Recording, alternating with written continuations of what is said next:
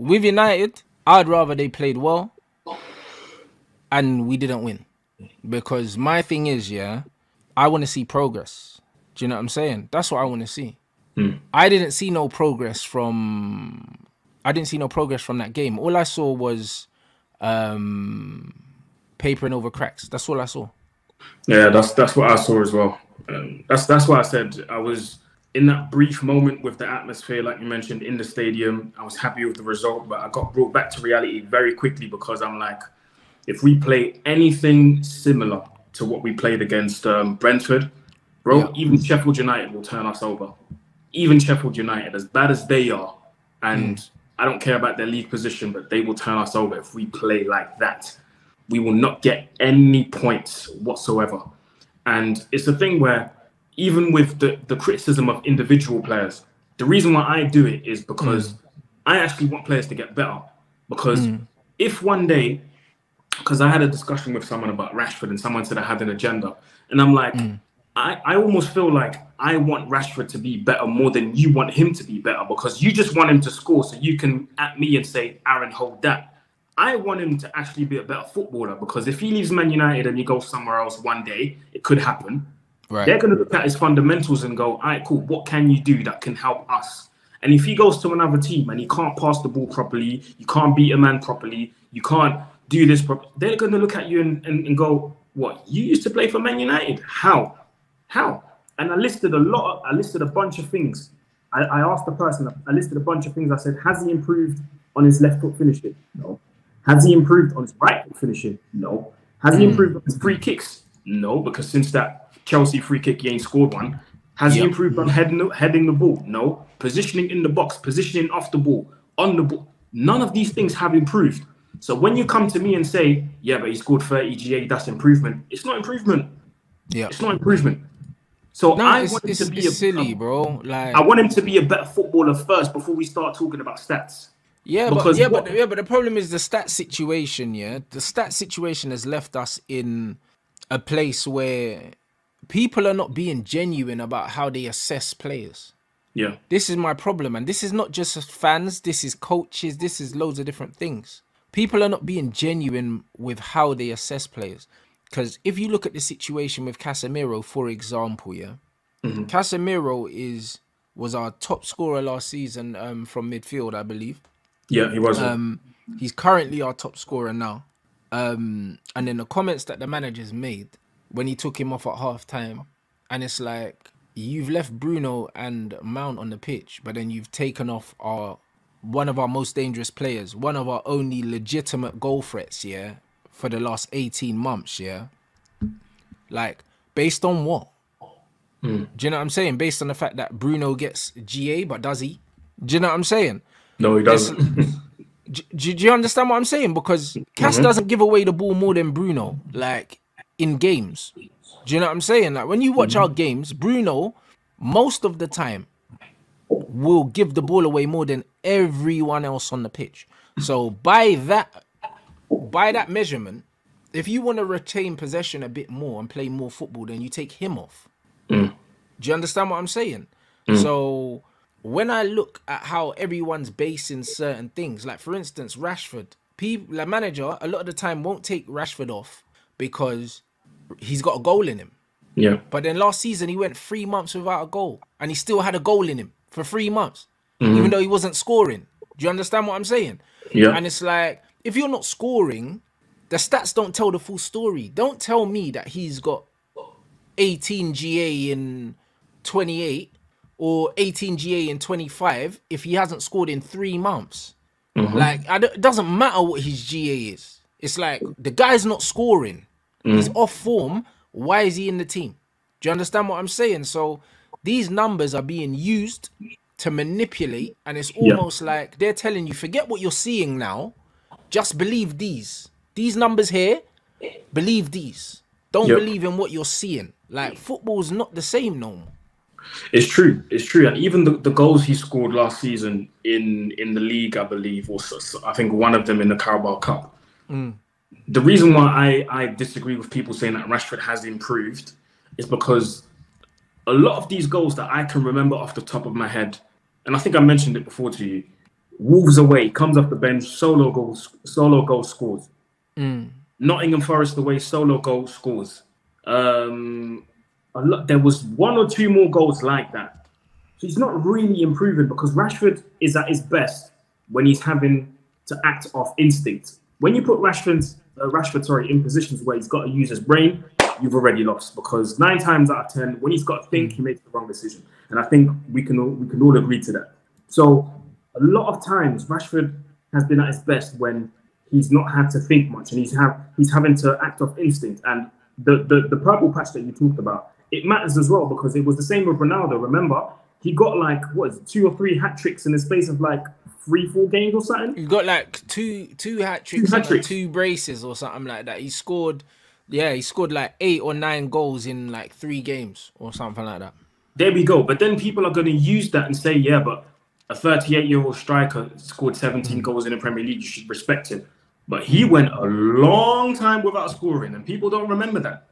People don't remember. And it's the same with Rashford. People don't remember that he went a long time without scoring in the league. People don't remember that when we went away to, what was it? What's that team that we played? Omonia. We struggled with Ronaldo, with Rashford, with Bruno.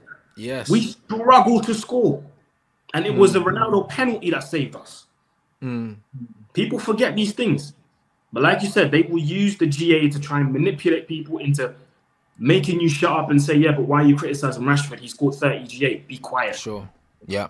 This is exactly the problem with football we have now. And like I saw this comment from Louis Saha as well, and I saved it. Talking about Cash, yeah. He said Cash is such a huge name and was a key player for Man United last season. He was going to be one of the best players again this season. When the team finds the right balance. At the moment, he's doing a lot of work and almost playing like a number 10. He's trying to create for the side, playing more passes than some of Manchester United players that are in more advanced positions up the pitch. Why is this the case? This isn't his main role. He's being asked to do too many things at the moment, and it's a key indicator that the right balance isn't there at present. Casemiro isn't a 10, but he now seems more advanced up the pitch than I've ever seen him before. The team is asking too much of him at the moment in time, and other players need to step up and perform. And there you go. And this is the thing. Like I said, yeah, when I was watching Casemiro, it's very, very obvious, yeah, that he's trying to take on extra responsibility in that midfield, yeah, because he's not having help, bro. And he's the one that's getting penalised for it and getting criticised and being made the scapegoat. He's running ahead of the ball. Do you know what I'm saying? He's trying to play these Hollywood passes that he wouldn't normally make because nobody's doing anything. So he feels like he's got to win the tackles, play the passes, and then get into the box to score the goals. And you can see that he's trying to do everything at the moment. And whilst trying to do everything, he's being caught out in certain situations, bro. Do you know what I'm saying? But there was even a quote from Casemiro himself, and he spoke about Modric and Kroos, and he said, listen, I'm just a guy that wins the ball back for these man to play. Do you know what I'm saying? So when people were like, oh yeah, Cass is a 6. No, Tony Kroos was the 6. He was the regista. Cass was the dog that got the ball back. Do you know what I'm saying? And Modric was the guy that done a little bit of both. Modric would come deeper sometimes and receive the ball off the defenders. And so was Kroos. Casemiro never did that. Do you know what I'm saying? So when you're seeing Cass playing as a regista, picking the ball up off the defenders and trying to float passes, he's never been asked to do that in his whole career. Never. Do you know what I'm saying? He's always been the dog that wins the ball back. That's all he's ever been. So when people are like, oh, he's not no regista, bro. He's never been that. And then people want him to be the guy from the first phase. Cass is not a first phase player. He's a box to box enforcer, bro. That's what he is. You know, like that. He's not no holding midfielder, bro. He's a box-to-box enforcer, just like Keno was. It's this perception that people have in this country, and they see a big, strong guy, and it's automatically DM. It's because they've been conditioned to think that this is what DMs look like, and it's the same problem we had with Pogba. When Pogba came in, people were like DM. But then, and it's the same thing the same issue we had with Angel Gomez. Angel Gomez was actually a midfielder, but people looked at his stature and thought winger. Yeah, left wing. Yeah. Left wing. It's this problem that we have, and especially at this club, we have this tendency to attribute positions to people that they don't actually feel comfortable in. And this is the same problem we're gonna have if we keep believing that this Casemiro is a DM. No, he's not. Yeah. He's never been a DM. Even for Brazil, he doesn't play as a DM. Because he's not one. Yeah. Because he's not one. Do you know what I'm saying? And it's the same with Kante. Everyone was Kante DM. No. And this is the problem. Scott McTominay is a number 10. Like, Scott's always been a number 10. And he's also played up front. And you can see by the way Scott took both of his goals that Scott's a finisher. Like, you can play Scott you can play Scott in the 9. That's facts. And bro. I said it before. Like, and people laughed. I said, bro, I play him up front, bro. Because bro, we were playing Ericsson up there at one point. Do you know what I mean? I was like, you might as well put Scott McTominay up there, bro, because he can finish. Yep. One thing Scott can do is finish. Do you know what I'm saying? He ain't got no spatial awareness. He's not gonna spin on the half turn in midfield and be slotting perfectly weighted passes through. But I tell you what, in and around the box, Scott's dangerous, bro. Like, when you look at the kind of goals he scores for Man United, he strikes the ball well. He scored quite a few medium range goals for us. And even for Scotland, bro. Yeah. Scotland, he scores amazing goals for Scotland. Bro, but he's always been an attacking player. Jose decided he was a 6. Remember the first goal he scored on Saturday. That touch that he did. Yeah, the first touch to bring the ball down. Are you crazy? That's proper. That's a proper finish. That's some centre forward shit, bro. Like, that's proper. Thing like that. That's proper, and that was instinct because he didn't have time to do that. Exactly. You see what I'm saying? So when you see that, that tells you that's what Scott's strengths are. But Jose decided he was a number 6 because he's 6'3". But he don't have the attributes. Even played him centre back in one game. Remember that? Against West Ham, and I was losing my mind, and we got smashed. I remember that. You know what I'm saying? And bro, Jose played him centre back, bro. And this is what I mean about misprofiling players. And this is what it is, misprofiling. Football fans do it. Football coaches also do it. Do you know what I'm saying? Yeah. But when you look, when you look at Scott, you can see where his strengths are. Yeah, he's very, very limited, but all his strengths are in the attacking parts of the pitch, but he never gets used there. Yeah, unfortunately. You see what I'm trying to say? So it's like, even if the manager was profiling our players correctly and playing them in the right position, we'll be doing better than we're doing. The reason why I don't find that there's anything to celebrate right now is this manager hasn't shown me that he knows what his most balanced team is, because Louis Sahar talks about the lack of balance. There's no balance in this team. None whatsoever. And because there's no balance in this team, this is the reason why you can see teams like Brentford running through us. The ease at which Brentford scored that goal. Yeah, that and was it's crazy. And then also making big decisions. This is another game that the goalkeeper has... Bro, there's not many goals that this goalkeeper's conceded that people aren't blaming him for. Yeah. Do you know what I'm saying? Like, it's nearly every goal now. It's nearly every goal we concede. He could have done better, should have done better.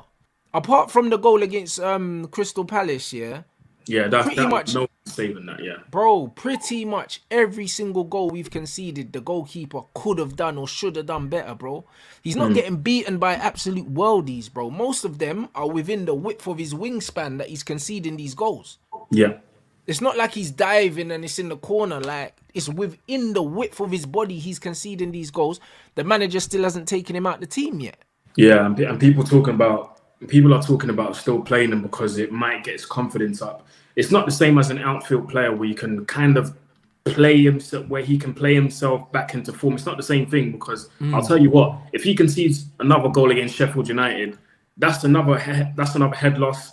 So I think the best solution for him right now is to just bench him. And we lose absolutely nothing, by trying the second goalkeeper. We lose absolutely nothing. At the end of the day, we brought him in for a reason. So you might as well play him. Might as well play him. See how well he does or how bad he does, and then you make a decision. Because if Arteta can bring in David Raya, who I think is worse than Ramsdale, and still keep him in goal, if he can make that drastic decision out of nowhere, why can't Ten Hag do it and say, yo, you know what, Andre, right now it's not been the best start. You're conceding hella goals. So right now, I'm sorry, but I'm gonna have to put you on the bench and start the second goalkeeper. Yeah, but bro, I wouldn't even apologize. I'll just say to him, listen, bro, you're not having a good time right now. Do you know what I'm saying? Like, you just need to get your head together. You know what I'm saying? Yeah. Next 3 games, I'm just gonna sit you out. Do you know what I mean? Just focus on some few things in training, whatever. Do you know what I'm saying? It's still your shirt. Do you know what I mean? It's still your shirt, bro. Do you know what I'm saying? I'm gonna give him an opportunity. That's it. It's still your shirt, bro. Show me that I made the right decision. That's all you need to do. But and he's a persisting professional. with this We'll guy understand. is crazy.